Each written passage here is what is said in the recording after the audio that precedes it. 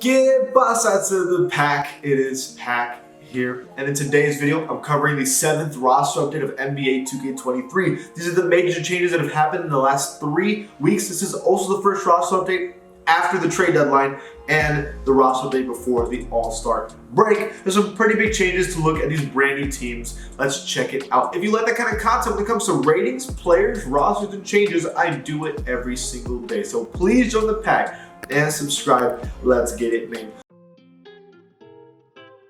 We start off with the Philadelphia 76ers, as I always do. Whoa. I actually have to interrupt. They changed the fonts of the ratings. I know most of you don't care, but I think it looks terrible. It used to be a lot blockier. Anyways, let's go. It's so random.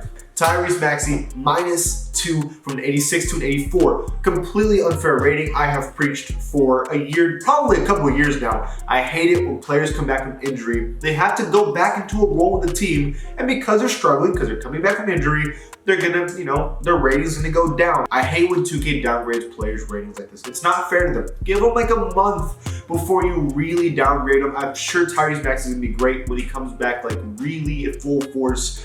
He's still trying to recover from injury, so I don't like this downgrade. DeAnthony Melton +1. He has been a bucket lately, so I'm happy that he's getting that upgrade. And then also Shake Milton -2. Now, to be fair for Shake Milton, he was having good statistical, averages because of the injury of either James Harden was out or Tyrese Maxey was out. Now that everyone's back, his numbers are obviously going to go down, so that's the only reason his rating's going down. But I just feel like you don't downgrade someone because your team comes back healthy. You should downgrade them because you feel like they're playing bad. I don't think Shake Milton's necessarily playing bad. For the Milwaukee Bucks, Pat Connaughton goes +2. He kind of rubber bands throughout the last couple of years. He was up to an 80 overall at one point, considered their best bench player. Look, Pat Connaughton's clearly good. He can do a lot. He can drive in the basket pretty well. He can shoot threes. I think the question is, can he do it consistently? That's usually been the answer is no. He's going to go +2. I wouldn't be surprised if he goes down or up the next roster rate by a little bit. He's been decent for the Milwaukee Bucks. Bigger issue is that there was no change for Giannis or Jrue Holiday, who have been fantastic. That's an L from 2K. The Chicago Bulls, who have not been playing to their strengths at all this year. And it's because they've not had Lonzo Ball, to be fair. But you have DeMar DeRozan -1 and then Nikola Vucevic +1. So now you have DeRozan, LaVine, and Vooch all fighting for the #1 spot on the team. In my opinion, Zach LaVine's probably the most talented player, but at the end of the day, it doesn't really matter if they're not winning. So for the Cleveland Cavaliers, we're going to have Jarrett Allen +1 to an 85 overall. It kind of tightens up the team a little bit on how good some players are compared to others. I think obviously Donovan Mitchell's the best player, but everyone here is a lot closer together now, which I like. And Karis LeVert goes -1. He's been inconsistent all year. He has some stretches where he's looking like a bucket. Other stretches off the bench, he's just been a little inconsistent, and he's having that stretch right now. For the Boston Celtics, best team in the NBA. Look, Derek White +2 in an 80 overall club. Again, he has not been in the 80 overall club ever since he was on the San Antonio Spurs. I am super happy for him. He absolutely deserves this. He's a really good defender while he's averaging 20 points per game in the last 10 games, which is a big deal. The Celtics would absolutely love for him to keep doing this throughout the year, because if they do, they're definitely championship favorites. And then Grant Williams +1 has also been very, very good, getting a much bigger role. He's expanded his bag. I wasn't seeing him create shots for himself at all, but lately, he's been shaking that. For the LA Clippers, you have Kawhi Leonard +2. Kawhi is starting to look back into form. He's been injured, so he was playing bad. But now that he's back, one of the best defenders in basketball, also being an insane shot creator, makes really ridiculous jumpers. He's been doing that for years. In his prime, he's at a 96 overall. I would not be shocked if he goes near to that by the end of the year. And then we have Bones Highland, he goes -2. Well, this is kind of unfair to Bones Highland. He enters the Clippers into a brand new team where he doesn't know his role yet. So to be fair, he probably shouldn't be going down. He has been inconsistent the last couple of games, but still, I do think they should wait a little bit until he finds his footing on the Clippers. For the Memphis Grizzlies, we have 2 players falling out of the 80 overall club, and that is Dillon Brooks and Tyus Jones. Now, these are players that have been rubber banding around the 80 overall club all year. I'm not surprised they go down. I'm sure they'll go up again later in the year. For the Atlanta Hawks, we have Bogdanovich +1. I don't know what happened to him for most of the year, but apparently he's back now. +1 to a 79 overall. In his prime, he's up to like an 82. So, I mean, if he goes back up to an 80 overall club, you have 1, 2, 3, 4, 5, 6, and then 7 players that be in the 80 overall club for the Hawks. And technically, Saddiq Bey, if he can go up there too. That's a lot of 80 overall players for the Hawks. They should be able to win with this team. Miami Heat, you have Kyle Lowry, -1 with 77. This is the lowest rating he's had since he was on the Houston Rockets. It has been a long time since he's been this low. But to be fair to him, he's a 36-year-old point guard who doesn't have a lot of athleticism. That's usually what happens to point guards at this age. They just start to downgrade a lot. Still, Kyle Lowry, he ends up as an NBA champion. I don't think he cares. And then Victor Oladipo, -2. This is so sad because he was playing elite defense while averaging like 50 points per game on good efficiency for a while. But lately, that's not been the case. I still think he's been a pretty good defender, but offensively, it's just not been there. -2 for Oladipo. For the Charlotte Hornets, we have Gordon Hayward +2. I'm just happy he's been healthy, right? He's getting opportunity to score a lot because the Hornets suck.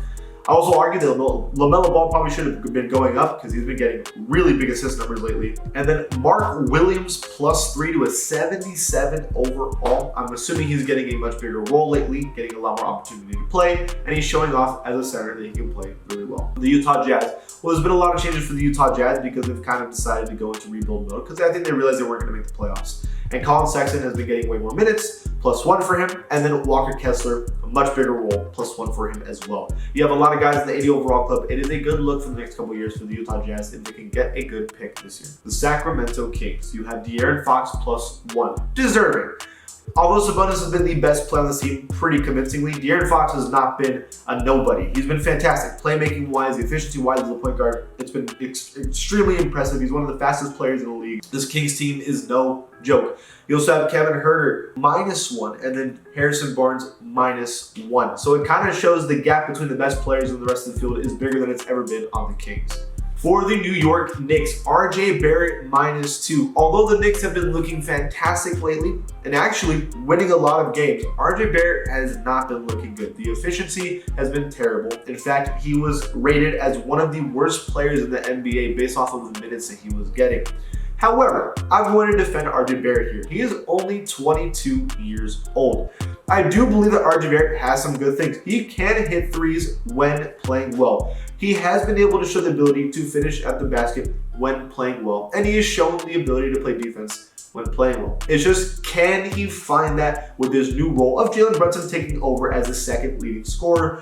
Can RJ Barrett find a purpose on this team? What is he going to be on this roster? In my opinion, RJ Barrett should focus on being a spot-up shooter, like a three-point shooter, a great defender, and driving to the left side because he's very good at it when available.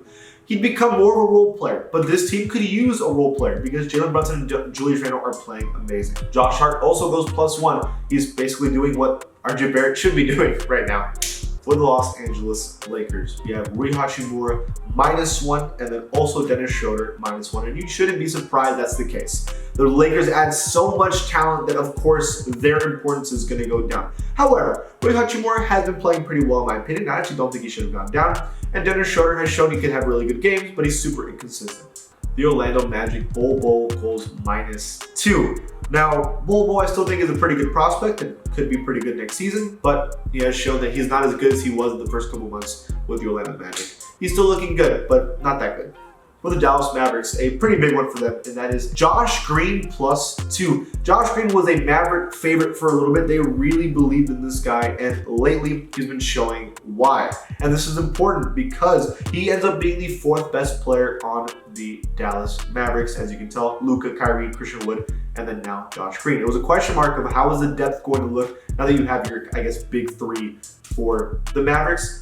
Josh Green is showing that he can be a part of that, so that's huge. For the Brooklyn Nets, the brand new Brooklyn Nets, you got some pretty important changes. You have Bridges +1 tying with Claxton as the best player on the Nets, which is massive. You have Cam Thomas +4 to a 79 overall, making him the 5th best player on this team. And if he continues to have this crazy scoring stretch, because in the last 10 games he's been averaging 19 points a game, on only, by the way, like 22 minutes a game, by the way. He would be going up to like an 82 to even up to like an 84 overall if he continues that kind of scoring. And then Ben Simmons -2. He has turned into a bench role player. I mean, Ben Simmons last season was like an 86 overall. So just remember that. So he goes from a borderline all-star to someone that's not important to a team at all at this point. It's kind of depressing for Ben Simmons. Let's see what happens in the future. The Denver Nuggets. Jamal Murray again +1, making him firmly the second best player on this team, which I love. I told y'all he was supposed to be that, and now he's finally showing that the Nuggets are looking like a much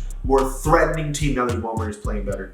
You have Michael Porter Jr. +1, which is huge for the team because he's also getting better and they need someone to do that. Thomas Bryant -2. In complete fairness to him, he just got to this team. He doesn't even know his role yet, so I'm not too worried about that. And then Kentavious Caldwell-Pope +1, one of the better role players in the NBA, just straight up. For the Indiana Pacers, Tyrese Halliburton -1. Well, in defense to Tyrese Halliburton, the Pacers have kind of realized that they're not going to make the playoffs, so they're kind of just going with the flow, trying out new players, see how they're doing. So they're just kind of, Tyrese Halliburton's going to go down. It's not a big deal. They're not really trying to win right now, so it doesn't matter. You also have Jalen Smith -2 all the way down here. He was looking so good at the beginning of the year, so it's a shame he's going down, but he's still young, so who knows. The New Orleans Pelicans. Trey Murphy goes +1. I was saying that he was scoring more than he's ever had in the last 10 games, so he makes it as the 5th best player on the Pelicans. You also have Najee Marshall, who goes -2.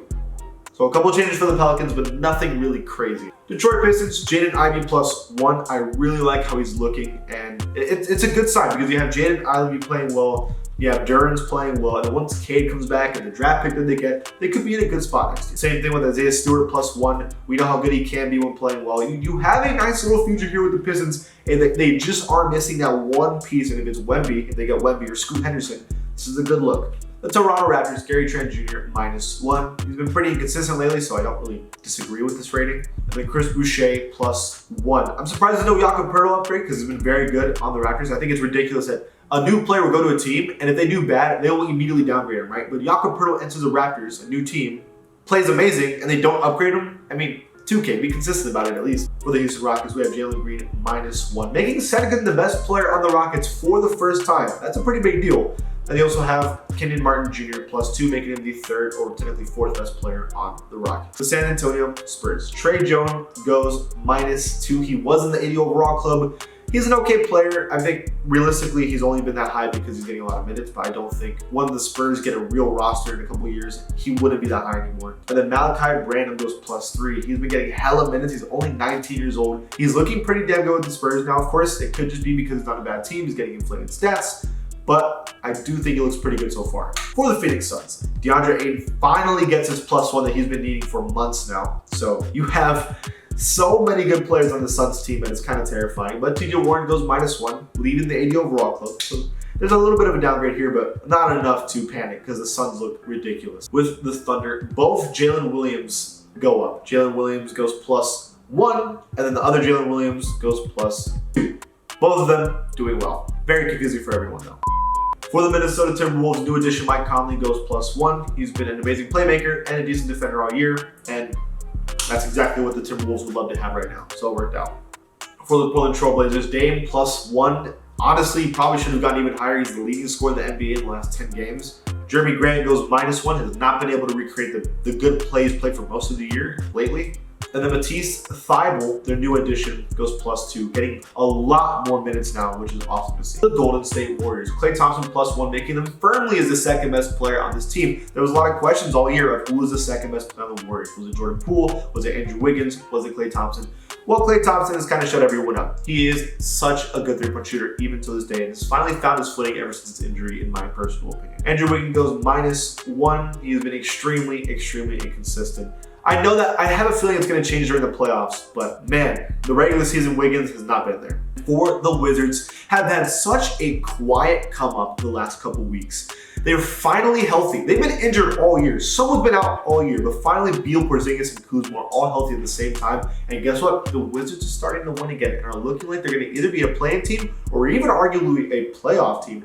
They're looking good. Kuzma goes -1, but Porzingis +1 to an 87 overall, tying him as the best player on the Wizards with Bradley Beal. You also have Denny Avdija +2. I swear that's the first time I'm talking about Avdija in a good 2 years. He's finally starting to show his promise in the NBA. But okay, those are all the changes in this roster. What do you guys think about it? Let me know in the comments below. And if you're on this channel, please give it a sub. I'll see you guys next time.